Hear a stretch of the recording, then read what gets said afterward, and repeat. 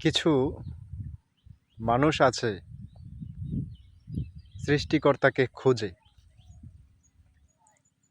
অনেকের ধারণা সৃষ্টিকর্তাকে খুঁজে পাওয়া যায় না, কিন্তু আমি বলতে চাই যে আসলে সৃষ্টিকর্তাকে খোঁজা লাগবে না।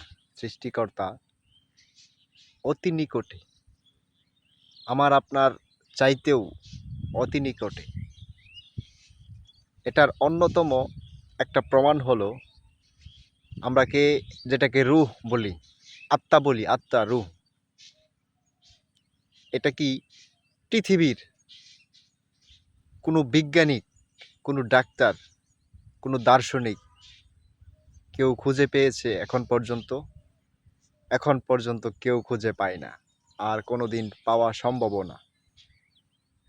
এই রূহ কে সৃষ্টি করেছেন? সৃষ্টিকর্তা। সৃষ্টিকর্তাকে খোঁজা লাগে।